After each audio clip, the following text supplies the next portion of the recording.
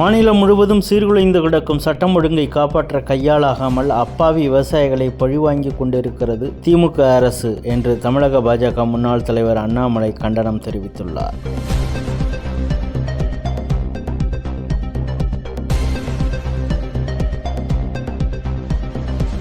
கடந்த 100 ஆண்டுகளாக திமுகவினரால் இந்து மதத்தின் மீது ஒரு திட்டவட்டமான தாக்குதல் நடத்தப்பட்டு வருகிறது. உதயநிதியின் வெறுப்பு பேச்சுக்காக அவர் மீது எந்த வழக்கும் பதிவு செய்யவில்லை. மற்ற மாநிலங்களில் சில வழக்குகள் பதிவு செய்யப்பட்டுள்ளன. வெறுப்பு பேச்சை துவங்குபவர்கள் எந்த தண்டனையுமின்றி விடுவிக்கப்படுகிறார்கள். வெறுப்பு பேச்சுக்கு எதிர்வினையாற்றியவர்கள் சட்டத்தின் கோபத்தை சந்திக்கிறார்கள் என கருத்தை பதிவிட்டுள்ளது உயர்நீதிமன்ற மதுரை கிளை.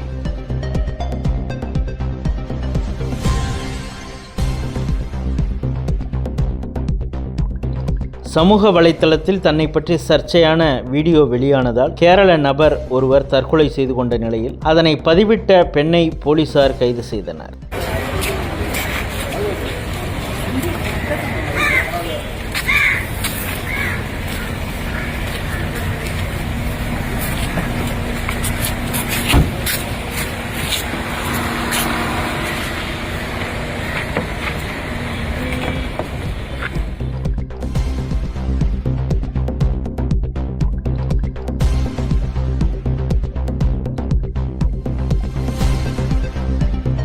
தமிழகத்தை கஞ்சா போதையில் தள்ளாட வைத்திருப்பதுதான் 5 ஆண்டு கால திராவிட மாடல் ஆட்சியின் சாதனை என நாம் தமிழர் கட்சி ஒருங்கிணைப்பாளர் சீமான் தெரிவித்துள்ளார்.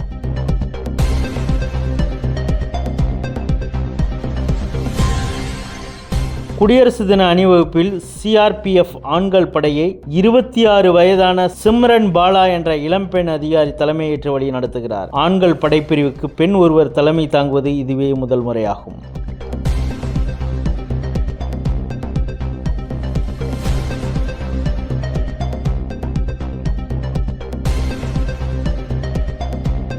சர்வதேச சட்டத்தை மீறி நடக்கும் தலைவர்கள் ஆபத்தான முன்னுதாரணத்தை அமைத்து வருவதாக ஐநா பொதுச் செயலாளர் ஆண்டோனியோ குட்ரேஸ் குற்றம் சாட்டியுள்ளார்.